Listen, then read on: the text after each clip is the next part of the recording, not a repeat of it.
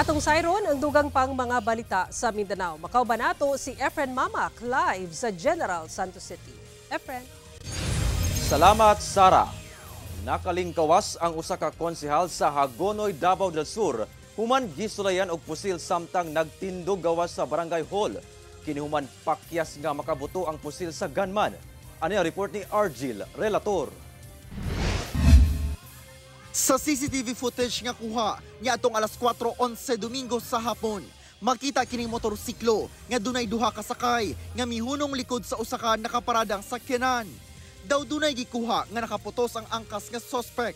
Dili klaro kung unsa ang gidala niini. Mibaba ang suspect ug midagan padulong sa kilid sa sakyanan. Makita sab ang pagdagan sa usa ka lalaki gikan sa kilid sa sakyanan pasulod sa usa ka building. Gilayong midagan ang angkas palayo.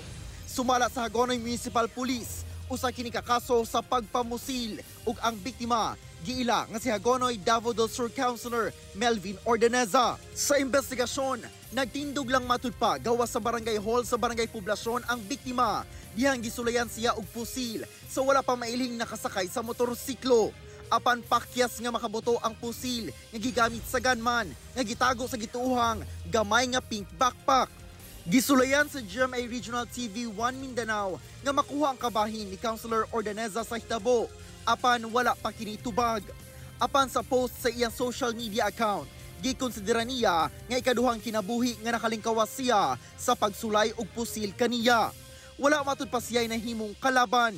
Dugang sa Hagonoy Police, wala sab sila nadawat nga report nga dunay hulga sa kinabuhi ang konsehal. Ipa-enhance pa nila ang CCTV footage aron masuta kung unsa gayod ang dala sa angkas sa motor.